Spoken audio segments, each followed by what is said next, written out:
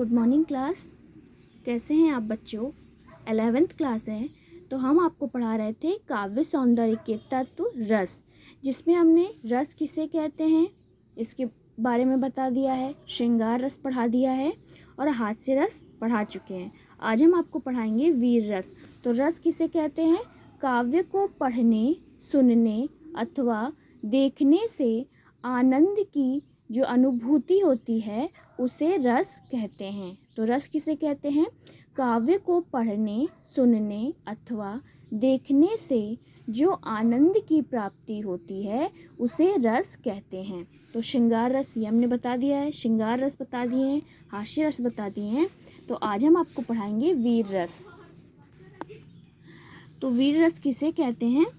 जहाँ उत्साह नामक स्थायी भाव, विभाव, अनुभाव तथा संचारी भाव से पुष्ट होकर रस दशा प्राप्त होती है वहाँ वीर रस होता है। तो जहाँ पर स्थायी भाव, विभाव, अनुभाव तथा संचारी भाव पुष्ट होकर रस दशा प्राप्त करता है वहाँ वीर रस होता है। इसका स्थायी भाव उत्साह है। वीर रस का स्थायी भाव उत्साह। इसका उदाहरण, बुंदेलो हर बोले के मुख, हमने सुनी कहानी थी, खूब लड़ी मर्दानी वो तो झांसी वाली रानी थी। इसके अलावा भी अगर आपको वीर रस का कोई एग्जाम्पल उदाहरण मिल जाता है तो आप उसको भी लिख सकते हैं।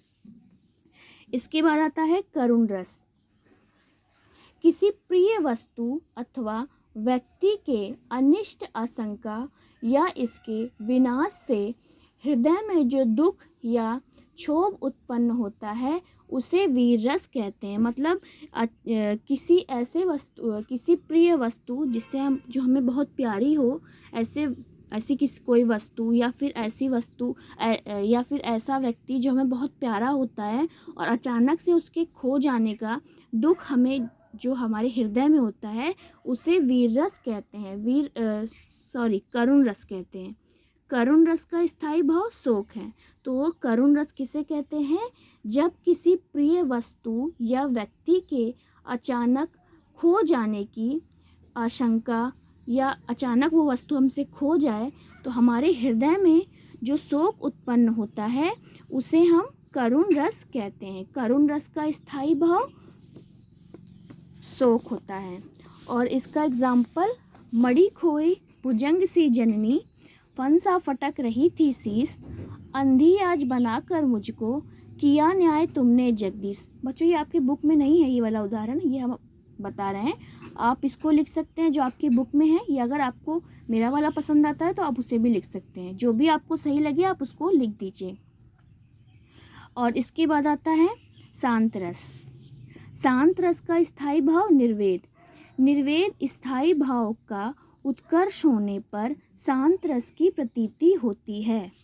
निर्वेद का अर्थ है वेदना रहित हो जाना। तो निर्वेद का अर्थ है वेदना रहित हो जाना। संसार की निरसता तथा इसकी वस्तु की नश्वरता का अनुभव करके ही चित्त में वैराग उत्पन्न होता है। यही वैराग का भाव रस, शांत रस की अभिव्यंजना। जब जो वैराग होते हैं, जैसे हमने इस संसार से वैराग ले लिया, छोड़ दिया इस संसार को, तो उसे ही हम शांत रस कहते हैं। इसका उदाहरण, मन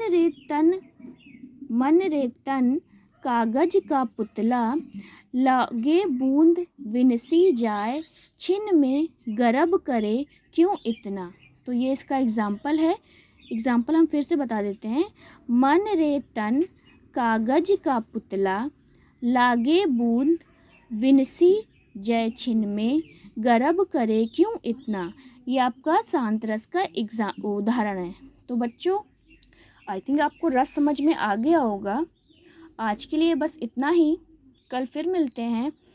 हम आपको कल छंद पढ़ा देंगे, कल हम आपको अलंकार पढ़ा देंगे। तो आज के लिए बस इतना ही। कल फिर मिलते हैं अपने एक नए वीडियो के साथ। तब तक के लिए घर में रहिए, सुरक्षित रहिए।